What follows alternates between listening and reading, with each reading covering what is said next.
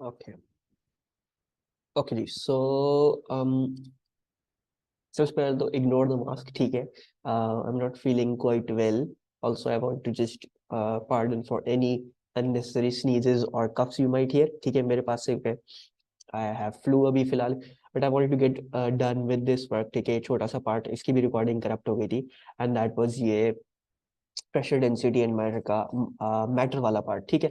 तो we is going to go over it जल्दी से, ठीक है। इतना बड़ा पार्ट नहीं है, छोटा सा पार्ट है, वो काफी आसान है। बस इसमें कुछ चीजें हमें पता होनी है, कुछ चीजें हमें जस्ट नोट डाउन करनी है, ताकि हमारे एग्जाम से कोई गलती ना हो, ठीक है। जस्ट 1-2 पॉइंटर्स, ज्यादा इससे नहीं होंगे। अच्छा, the first thing is the mass की डेफिनेशन, ठीक है। तो मास की दो डेफिनेशंस है। You can write either the mass being the property of matter that resists the changes in state of motion, ठीक है। जैसे जब हमने न्यूटन्स फर्स्ट लॉ डिस्कस किया था, तो जिसमें इनर्शिया था कि जितना ज्यादा मास होगा एक बॉडी के पास, उतना वो ज्यादा रेजिस्ट करती है स्टेट ऑफ मोशन को। तो ये लॉ ऑफ इनर्शिया से ही निकला है। ये है कि ये बोल रहा है भाई F इक्वल्स टू एम है की बात है बेसिकली। जिसके पास ज्यादा मास होगा उसको ज्यादा फोर्स चाहिए होगी एक एक्सेलरेशन प्रोड्यूस करने के लिए, ठीक है। So it is saying that कि भाई एक मास एक प्रॉपर्टी ऐसी है जिसको जो एक ऑब्जेक्ट को रेजिस्ट करवाती है changes in state of motion. अगर रेस्ट में है तो मोशन में जाने से रोकती है, और अगर मोशन में है तो रेस्ट में आने से रोकती है, ठीक है। So basically that is that. अच्छा, फिर दूसरी बात ये है, आप ये भी लिख सकते हो amount of matter in an object, both of these definitions are correct, और जितने मार्क्स होंगे आपको मिल जाएंगे, ठीक है।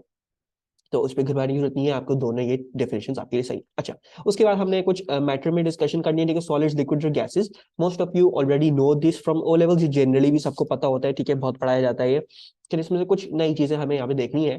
बहरहाल सॉलिड्स का सबको पता होता है, फिक्स्ड शेप, फिक्स्ड वॉल्यूम, ठीक है। ये याद रखनी है, फिक्स्ड शेप और फिक्स्ड वॉल्यूम सॉलिड्स का होता है, ठीक है। You know particle closely packed together अपनी फिक्स्ड पोजीशन पे वाइब्रेट करते हैं। सॉलिड्स कंप्रेस नहीं किए जा सकते हैं, डिफॉर्मेशन होते इनकी नहीं होती है, और इंटरमोलेक्युलर फोर्सेस जो होती हैं इनमें स्ट्रॉन्ग एंड रिजिड होती है। अच्छा, तो पहले तो ये पॉइंट डिस्कस कर लेते हैं, intermolecular forces are strong and rigid, ठीक है। ये दो लफ्ज जो स्ट्रॉन्ग एंड रिजिड है, ये बड़े इंपॉर्टेंट है, इनको जरा आपने समझना है। क्या समझना है इसमें? स्ट्रॉन्ग फोर्स जो होती है, strong force causes a fixed volume, ठीक है। जितनी भी इंटरमोलेक्युलर फोर्सेस स्ट्रॉन्ग होंगी वो फिक्स्ड वॉल्यूम बनवाएंगी, और जितनी भी इंटरमोलेक्युलर फोर्सेस रिजिड होंगी वो फिक्स्ड शेप करवाएंगी, ठीक है। जैसे हमने नॉर्मल कॉन्टैक्ट फोर्स में पढ़ा था, रिजिड ऑब्जेक्ट के बीच में नॉर्मल कॉन्टैक्ट फोर्स होती है। तो जो रिजिड होते हैं वो ये होते थे, उनका शेप फिक्स था, राइट। स्ट्रिंग के अंदर, इन अ स्ट्रिंग और in a rope, you never have normal contact force, because वो रिजिड नहीं है, ठीक है। उसके ऊपर अगर मैं कोई चीज रखता भी हूं तो वो डिफॉर्म कर जाती है, तो वो वापस से कुछ ऑफर नहीं कर सकती, उसका शेप ही बैंड आउट हो जाता है। तो जो चीजें जो अपने शेप से ही बाहर निकल जाती है वो नॉर्मल कॉन्टैक्ट फोर्स नहीं लगा सकती। उधर से ही यही बेसिकली याद रखे कि जो रिजिड इंटरमोलेक्युलर फोर्सेस होती है वो फिक्स्ड शेप करवाती है, और स्ट्रॉन्ग जो है वो फिक्स्ड वॉल्यूम करवाती है, ठीक है। और हमने कहा था फिक्स्ड शेप और फिक्स्ड वॉल्यूम सॉलिड्स का होता है, so their intermolecular forces are strong and rigid, ठीक है जी।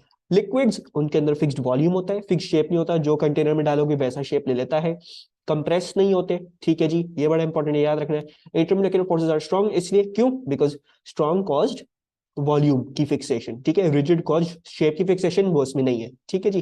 फिर उसके बाद आपके पास आता है गेट्स डिफॉर्म्ड, ऑब्वियसली पानी को जिस कंटेनर में डालोगे वैसे शेप ले लेता है, and molecules move from one place to another, this is also another important thing, ठीक है। ये सॉलिड्स और लिक्विड्स में एक्चुअली इतना कोई खास फर्क नहीं होता, सिर्फ ये फर्क होता है कि लिक्विड्स के अंदर मॉलिक्यूल्स एक जगह से दूसरी जगह जा सकते हैं, ठीक है। They are not as tightly fixed as that, ठीक है। अच्छा, फिर आ जाते हैं गैसेस पे।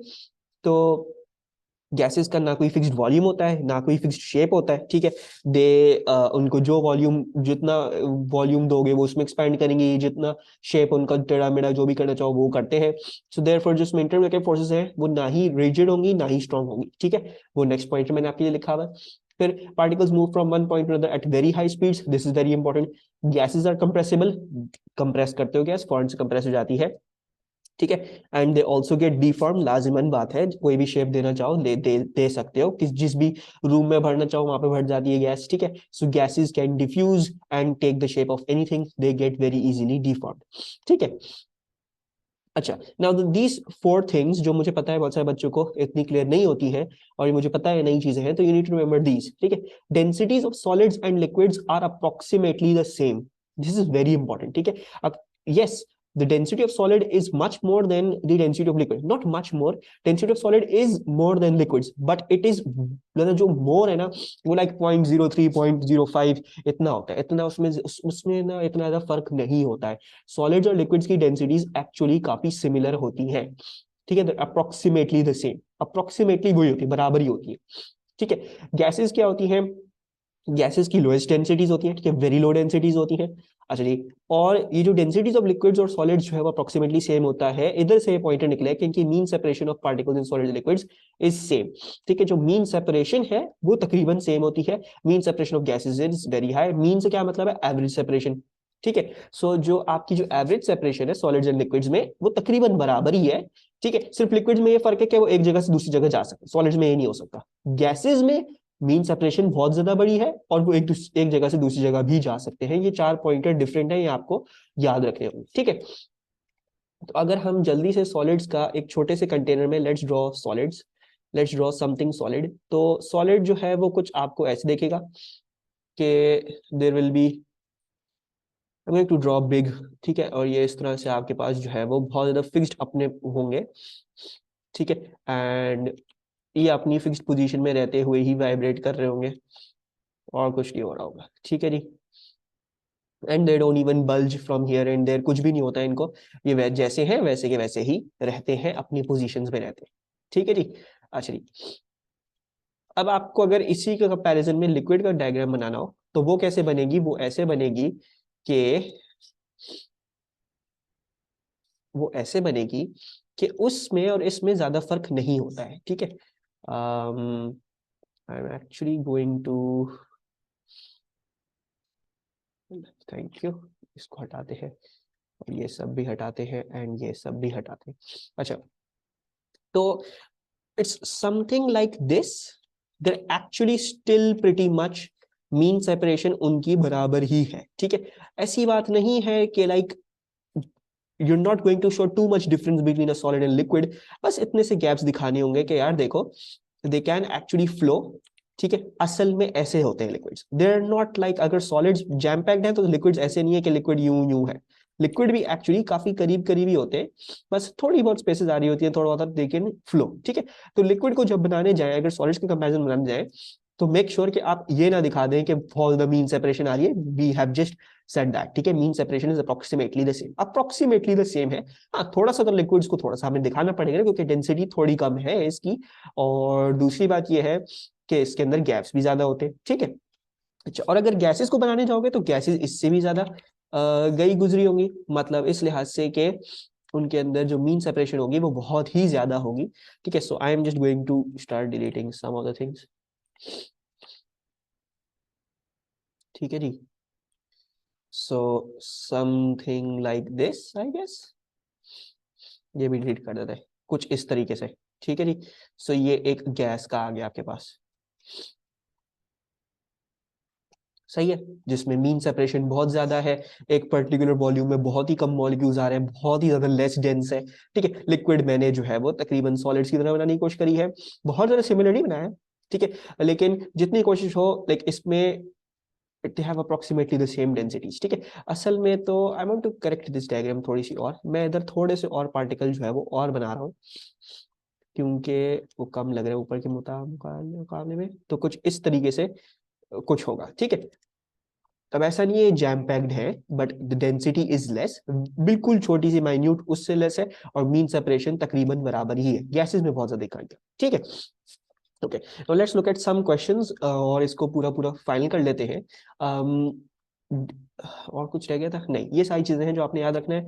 जनरल पॉइंटर्स हैं इसमें से, ये सारे तो ये तो आपको पता ही होंगे, बस ये 4 पॉइंटर्स हैं, ये भी याद रहेंगे, कोई ऐसी मुश्किल बात नहीं है। और स्ट्रॉन्ग एंड रिजिड फोर्स याद रखनी है, और कुछ भी नहीं है इसमें, ठीक है। Then define density, you all know that define density mass, it is the ratio of mass to volume of an object, ठीक है जी। अच्छा, then a liquid of density rho fills the container to depth h as distributed 3.1. The container has vertical sides and base area a, ठीक है, a है और vertical side h है, ठीक है। State in terms of A h and rho the mass of the liquid in the container, ठीक है, कर लेते हैं फौरन से। और फिर बोल रहे हैं हेंस डिराइव दी प्रेशर वाली, तो प्रेशर वाली डेरिवेशन के लिए मांग रहे हैं। सो हमें निकालना है mass, you know density equals to mass upon volume, ठीक है जी। तो अगर मुझे मास चाहिए तो मुझे डेंसिटी इनटू वॉल्यूम करना पड़ेगा। वॉल्यूम कैसे दे सकते हैं, base area into height. So mass will equal to density into area into height, ठीक है जी। So I am just going to say this is a rho A H. उसके बाद हेंस डिराइव प्रेशर के लिए, तो प्रेशर के लिए भी निकाल सकते हैं भाई। प्रेशर क्या था, प्रेशर था फोर्स अपॉन एरिया। फोर्स कौन सी थी, weight of the fluid above the height. So weight of the fluid above the height, weight कैसे निकाल सकते हो, एम जी से। अब m क्या था, m ये चीज थी, so ये हो गया rho A H G upon G, right, sorry upon A not G. तो ये क्या हो जाएगा, ये फाइनली हो जाएगा, एरिया एरिया कैंसिल करो और आपके पास अपना प्रेशर का फॉर्मूला आ गया in liquids rho G H, ठीक है जी, वो इधर से आता है। अच्छा जी, the density of liquid water is 1 gram पर centimetre cube. The density of water vapor at atmospheric pressure is this much, ठीक है। डेंसिटी ऑफ लिक्विड वाटर दी हुई है, डेंसिटी ऑफ वाटर वेपर दी हुई है, ठीक है। Determine the ratio volume of water vapour upon volume of equal mass of liquid water. अच्छा, volume of water vapour, I am going to say volume of water vapour V से कर रहा हूँ, वॉल्यूम ऑफ वेपर, और upon volume of liquid water, तो volume of water बोलो, ठीक है, वॉल्यूम ऑफ लिक्विड वाटर ये हो गया। अच्छा, ये निकालना है, दी हुई हमें डेंसिटीज है, तो किसी ना किसी तरह डेंसिटीज से ही जाना होगा। अच्छा, now if we see basically density का फॉर्मूला क्या होता है, डेंसिटी का फॉर्मूला होता है मास अपॉन वॉल्यूम, राइट। अच्छा, ऐसा होता है। अच्छा, now if I am trying to find out the density of vapour, वो हो जाएगा mass of the vapour upon the volume of the vapour. और इसी तरह अगर मैं डेंसिटी ऑफ वाटर निकालने की कोशिश कर रहा हूं, तो वो मास ऑफ वाटर हो जाएगा अपॉन वॉल्यूम ऑफ वाटर हो जाएगा, ठीक है जी। अच्छा जी, ना अब ये देखो मास जो थे दोनों के इक्वल है, ठीक है। तो if I basically just suppose them as these masses और इन दोनों को डिवाइड कर दूंगा, तो मास और मास कैंसिल हो जाएगा, वॉल्यूम सिर्फ रह जाएंगे जो मुझे चाहिए, ठीक है। So what I am going to do is I am just going to do this, I am going to divide the volume of vapour, sorry the density of vapour by the density of water, ठीक है जी। तो ये हो जाएगा mass upon volume of vapour. अच्छा, then divided by mass upon volume of water, right. अभी division कटा के मल्टीप्लिकेशन लगाओगे तो क्या होगा, वो हो जाएगा volume of water upon mass, ठीक है जी। मास एंड मास कैंसिल, और आपके पास जो आपका ये वाला रेशियो है, सॉरी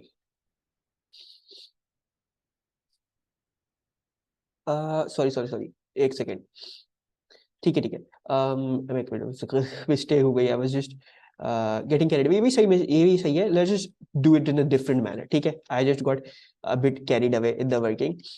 ये ऐसा करता हूँ मैं, वॉल्यूम ऑफ वेपर को यहाँ पे सब्जेक्ट बनाता हूँ, ठीक है, वो ज्यादा आसान होगा। वॉल्यूम ऑफ वेपर को अगर सब्जेक्ट बनाता हूँ, mass upon density of vapour आ जाएगा, और इधर अगर वॉल्यूम ऑफ वाटर को सब्जेक्ट बनाऊंगा तो mass upon density of water आ जाएगा, ठीक है। अब कर लेते हैं सॉल्व, सही है जी। अच्छा, अब अगर हम सॉल्व कर लेते हैं तो वेपर अपॉन ये चाहिए, so volume of vapour upon volume of water, ठीक है जी। सो ये हो जाएगा mass upon density of vapour, ठीक है जी, डिवाइडेड बाय ये चीज है, ठीक है। तो ये चीज ये है मास अपॉन डेंसिटी ऑफ वाटर। अच्छा जी, अब ये डिवीजन का साइन है, इसको अगर हम हटाएं, तो इसको अगर हटाओगे तो mass upon density of vapour into density of water upon mass, ठीक है जी। सो ये और ये हट गया, तो यानी ये रेशियो क्या आ रहा है, density of water upon density of vapour, ठीक है जी। सो ये आपका फाइनल हो गया, डेंसिटी ऑफ वाटर क्या थी, दैट वाज 1, और आपकी डेंसिटी ऑफ, अच्छा density of water upon density ये है, ठीक है। दिस डिवाइड बाय दिस है, तो मैं इसको डिवाइड बाय ये चीज कर रहा हूँ 1/1600, ठीक है जी। इसको आप कर ले हमने कैलकुलेटर्स में, तो आपके पास आ जाएगा 1600 एज द आंसर। रेशियो लिखने जा रहे हैं तो 1600 लिखते या 1600:1 लिख दें, ठीक है जी, प्रॉब्लम नहीं है, लिखते, ठीक है। थोड़ा सा पुराना पास्ट पेपर की मार्क स्कीम देखेंगे तो इसको 1600:1 लिखा हुआ नजर आएगा, लेकिन अब 1600 भी एक्सेप्ट कर लेते हैं, इसकी कोई प्रॉब्लम की बात नहीं है, that is an okay thing, ठीक है। तो ये बेसिकली ये था, बस I was doing it in a different manner. पहले कुछ नहीं, मैंने इसको चेंज करने, मैंने कहा यार वॉल्यूम ही पूछे तो वॉल्यूम को सब्जेक्ट बना के फिर कर लेते, ठीक है, तो वो ज्यादा आसान रहेगा। अच्छा, फिर आ जाता है हमारे पास mean separation of molecules in water vapour upon mean separation of molecules in liquid water. अभी मीन सेपरेशन में पहुंच गए। अच्छा, now how do I find out the mean separation? I hope सबको अपने सिमिलर फिगर्स याद हो ओ लेवल मैथ से, ठीक है। तो सिमिलर फिगर्स अगर याद हो सबको ओ लेवल मैथ से, तो you had a formula over there कि L1 upon L2 whole cubed will equals to V1 upon V2। अगर दो सिमिलर फिगर्स हैं, सिमिलर सॉलिड्स हैं, तो उनका जो वॉल्यूम का रेशियो होगा वो उनकी लेंथ्स के क्यूब के रेशियो के बराबर होगा। Right, this was what we studied in O level maths, ठीक है। तो हम ये यहीं पे यहाँ पे भी यही इस्तेमाल करेंगे। हमें वॉल्यूम का रेशियो पता है, वी अपॉन वी डब्ल्यू पता है हमें, ठीक है, तो हम L1 अपॉन L2 निकाल लेंगे, ठीक है जी। So basically L V upon L W क्या हो जाएगा, it will be basically equals to volume of vapour upon volume of water and then whole cube root, ठीक है, क्यूब उधर भेज दिया, क्यूब रूट लगा दिया। तो वॉल्यूम ऑफ वेपर क्या था, volume of vapour upon volume of water, ये 1600 आ रहा था।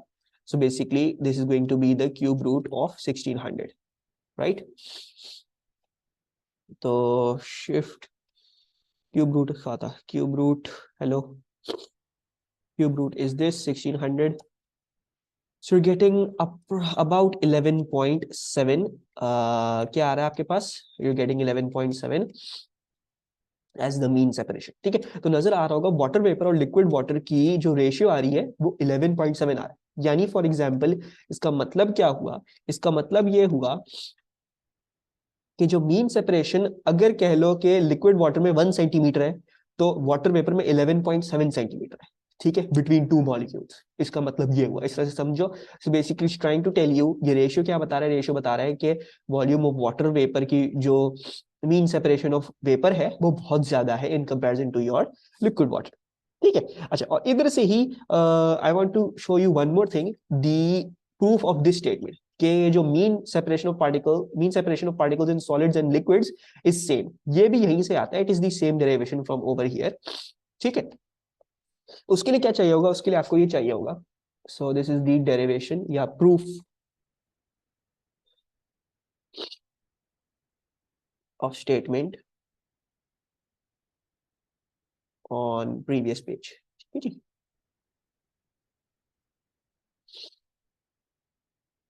ये सॉलिड्स और डेंसिटी लिक्विड्स की जो मीन सेपरेशन है वो तकरीबन सेम है, ठीक है। तो आइस की जो डेंसिटी होती है, आपकी जो आइस की डेंसिटी है, दैट इज दैट वाज 0.917, ठीक है जी।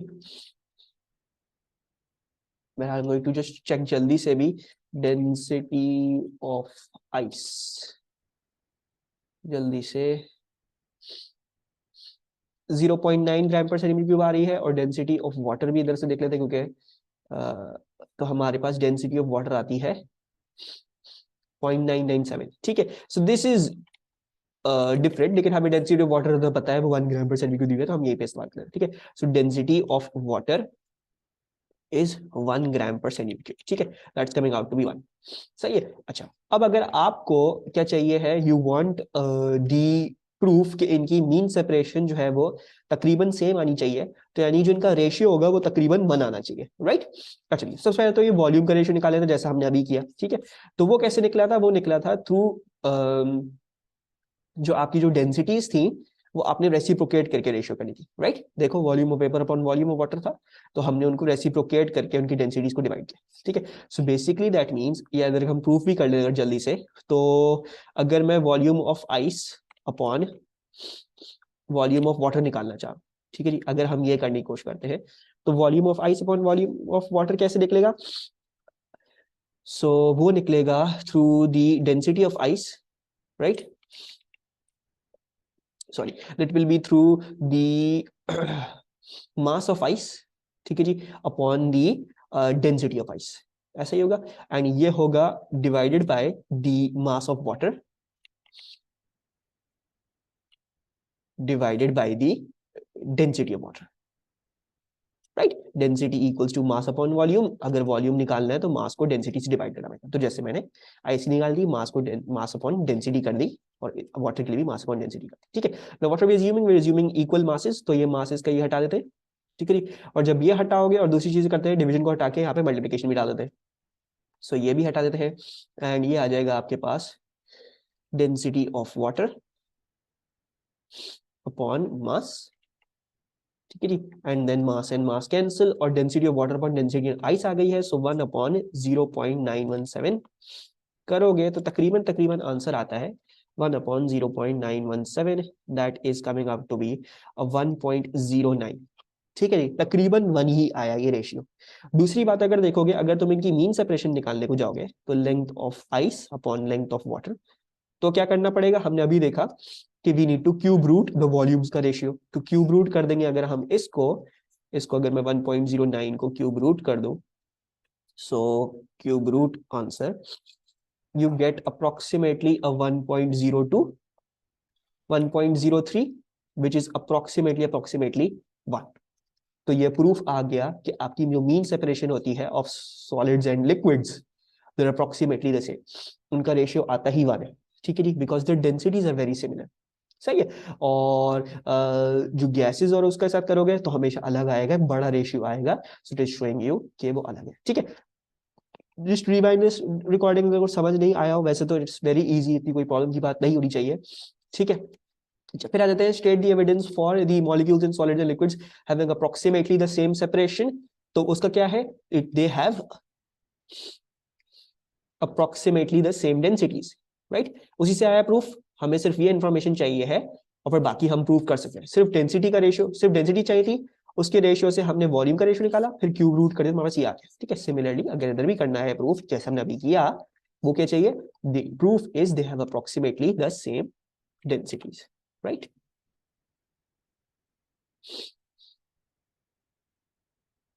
फिर strong and rigid forces between the molecules and solids, solids में स्ट्रॉन्ग फोर्सेस क्या प्रूव करती हैं, दे कॉज फिक्स्ड वॉल्यूम, और फिक्स्ड वॉल्यूम ऑफ सॉलिड्स, और रिजिड फोर्सेस क्या करती हैं, फिक्स्ड शेप ऑफ सॉलिड्स, ठीक है जी।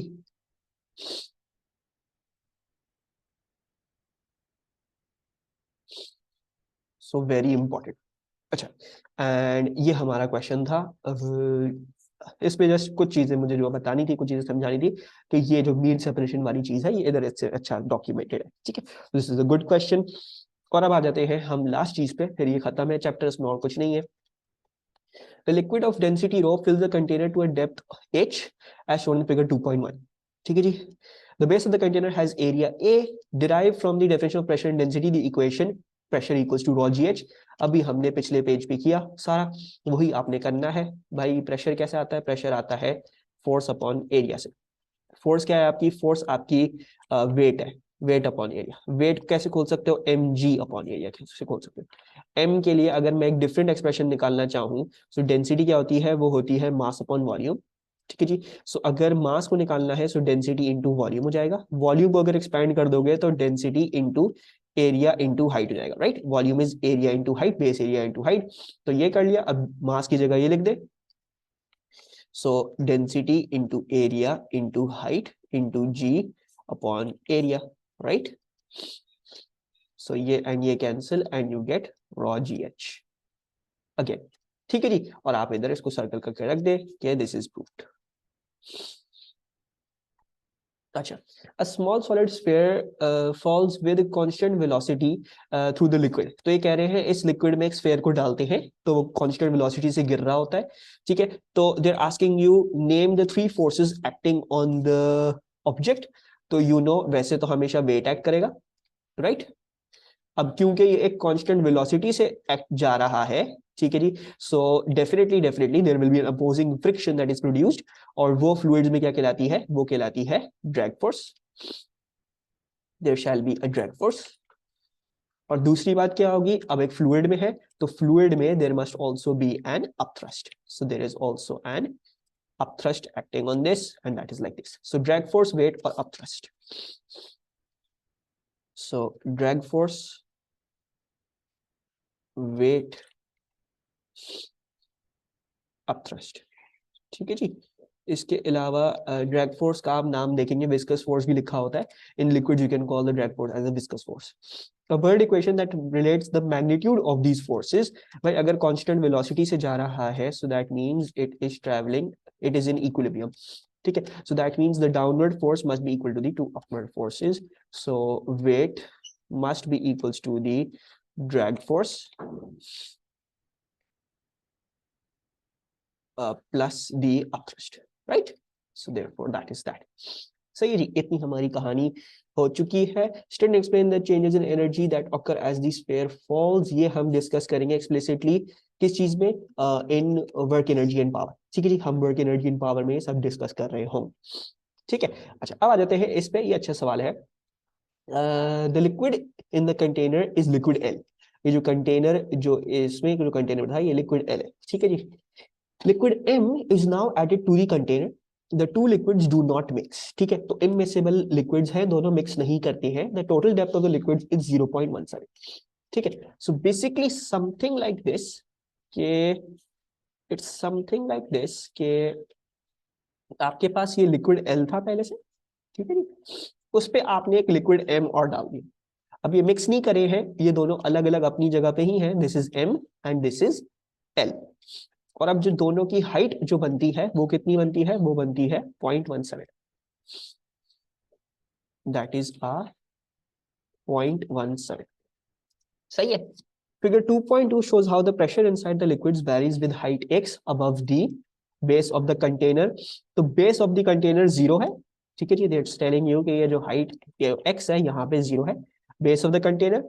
इससे जब जैसे जैसे ऊपर जाते रहते तो प्रेशर जो है वो ऐसे ऐसे आपका डिक्रीज कर रहा है। और लाजिमन बात है भाई, जब यहाँ पे थे तो ये पूरा वेट प्लस ये पूरा weight, and there must also be some atmospheric pressure acting over here, ठीक है। There is also some atmospheric pressure acting over here, वो तीनों मिला के यहाँ पे प्रेशर कॉज कर रहे हैं, तो दैट्स द ग्रेटेस्ट प्रेशर। अब जैसे जैसे ऊपर जाते रहोगे तो प्रेशर डिक्रीज करेगा, राइट। इतना डिक्रीज करेगा कि सिर्फ एक पॉइंट आएगा, तुम्हें एम और एटमॉस्फेरिक प्रेशर मिल रहा होगा, और फिर इतना डिक्रीज करेगा अगर तुम यहाँ पे पहुंच जाओगे कि तुम्हें सिर्फ क्या मिलेगा, तुम्हें सिर्फ एटमॉस्फेरिक प्रेशर मिलेगा, है ना, ऐसे ही है बात। तो दैट्स द केस सिनेरियो। अब देखो, state the value of the atmospheric pressure, जो आपको इधर मिल रही है 0.17 में, वो कितना मिल रहा है, वो मिल रहा है 9.10। So the atmospheric pressure is 9.10 into 10⁴ pascals, ठीक है। हमेशा अपनी एक्सिस को देख के लिखिएगा आंसर। अच्छा फिर आ जाते हैं determine the density of liquid M. अब आपको अगर लिक्विड एम की डेंसिटी निकालनी है, lot of you will do the mistake, आप कहोगे अच्छा लिक्विड एम में ऐसा करते हैं कोई भी एक वैल्यू उठा लेते हैं, ठीक है। You pick up any value and आप क्या करो, आपने कहा था भाई हमें तो पढ़ाया गया था प्रेशर क्या है, प्रेशर जो है वो रॉ जी एच है, ठीक है जी। तो डेंसिटी तो निकालनी है, ठीक है। जी 9.81, एच हमने यहां से पढ़ लिया, प्रेशर हमने उठा के डाला, डेंसिटी आ जाएगी। वो आंसर आएगा रॉन्ग। क्यों आएगा रॉन्ग, क्योंकि ये जो ग्राफ दिया हुआ है ये सिर्फ एम की प्रेशर नहीं है, ये सारे तमाम प्रेशर है। तो एम का जब प्रेशर निकालने जा रहे हो, फॉर एग्जांपल तुमने कहा कि मैं निकालना चाह रहा हूं कि यहाँ पे, एंड ये सपोज कर आ रही है 0.12 आ रही है, ठीक है जी। सो वो तकरीबन कहीं यहाँ पे होगा, यहाँ से लेके यहाँ तक आप आ गए 0.12 आपने कम कर, ठीक है। अब मसला क्या है, यहाँ पे जितना एम का वेट है वो एक्ट कर रहा है यहाँ पे प्रेशर, ठीक है। दूसरी बात ये एटमॉस्फेरिक प्रेशर भी एक्ट कर रहा है, तो आपको एटमॉस्फेरिक प्रेशर को निकाल के फिर करनी पड़ेगी कैलकुलेशन। और दूसरी बात ये, जो आप हाइट लोगे वो होगी ये जो फ्लूइड जो पॉइंट है उससे ऊपर की height low, right, not the height from the bottom. उसको दिमाग में रखना, ठीक है। मैं क्या रिकमेंड करूंगा, मैं ये रिकमेंड करूंगा कि भाई सीधा सीधा क्या करो कि आपको मैंने एक फॉर्मूला पढ़ाया भाई, delta P equals to rho g delta h, इससे कर लो। क्यों, क्या होगा, डेल्टा पी जब निकालने जाओगे भाई, यहां से यहां प्रेशर डिफरेंस क्या है, पूरा लिक्विड एम का प्रेशर डिफरेंस क्या था वो निकालने के लिए वो निकाल लो, ठीक है। तो जब ये निकालोगे तो पता चलेगा तुमने एटमॉस्फेरिक प्रेशर खुद ही निकाल दिया, माइनस कर दिया, ठीक है। व्हेन यू 9.15 में से 9.10 निकाल दोगे तो एटमॉस्फेरिक प्रेशर निकल जाएगा, राइट। दूसरी बात ये, जब हाइट लेने जाओगे तो हाइट में भी ये मेक श्योर हो जाएगा खुद ही कि तुम्हें पता है भाई ये पूरा 0.17 था। अब तुम उसमें से जितनी भी हाइट तुमने ली है, फॉर एग्जाम्पल 0.10, वो सब्ट्रैक्ट करोगे तो बाकी की हाइट आ जाएगी जो उस पॉइंट से ऊपर होगी, ठीक है। तो इस चीजों को दिमाग में रखना है। मैं रिकमेंड करूंगा delta P equals to rho g delta h वाली अप्रोच ले लो, ज्यादा आसान है, समझना भी ज्यादा आसान है। बाकी अगर ये नहीं करना है तो लेकिन फिर भी मेक श्योर करो क्या चीज, एटमॉस्फेरिक प्रेशर लाजमी निकाल दो और height low from the top. ठीक है, तो हाइट लोगे जितनी बची हुई है तो यहां से गिरना शुरू करोगे हाइट, नॉट उधर से, क्योंकि वो बेस से है। ठीक है जी।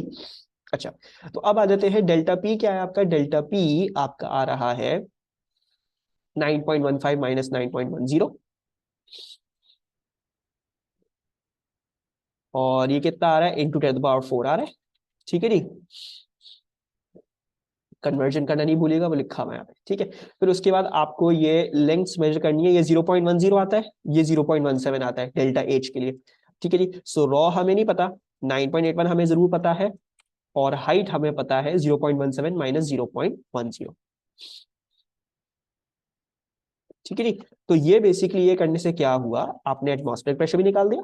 दूसरी बात ये, आप जो पहले 0.10 ले लेते ऐसी, ठीक है, वो आप लेते फ्रॉम द बेस, आपको ये नहीं चाहिए, आपको ये चाहिए थी कि ये बेस, ये इस हाइट से ऊपर एम का कितना फ्लूइड था उसका वेट है ना, तो आपको ये 0.17 में से माइनस करना था ताकि सिर्फ ये हाइट है। ठीक है, तो वही हुआ है, 0.17 में से आपने वही की। तो ये डेल्टा पी को टू जी डेल्टा एच वाली अप्रोच ने आपके लिए बहुत सिंप्लीफाई कर दिया।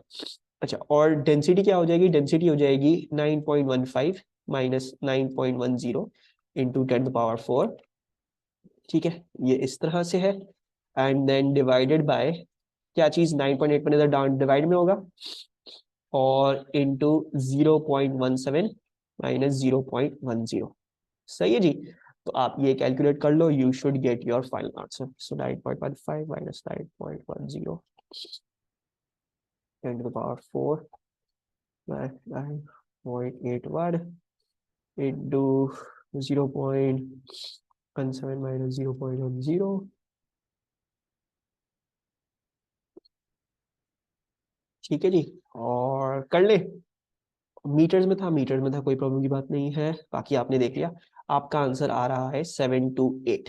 ठीक है जी, so you going to write 7 to 8 kilogram पर metre cube, this is your final answer. ये था एक सिंपल सा क्वेश्चन, इसमें और बस एक चीज बतानी थी कि जब भी प्रेशर का चेंज ले रहे हो ना, तो प्रेशर का चेंज लेके ही कर लो। ठीक है, बजाय इसके कि just go on and just take a pressure take height, उससे गलती होगी, क्योंकि वो उसमें हम मिस्टेक क्या कर देंगे, उसमें मिस्टेक हम ये कर देंगे, हम height above the fluid, height above that level नहीं लेंगे, हम उसके बिलो से ले लेंगे। तो वो चीजें देखना लाजमी है। दूसरी बात ये, आप क्या नहीं करोगे, आप एटमॉस्फेयर प्रेशर को हटाना भूल जाओगे, तो क्या करो, डेल्टा पी वाली अप्रोच ले लो, वो हमेशा से आपको आसान पड़ेगी। ठीक है जी।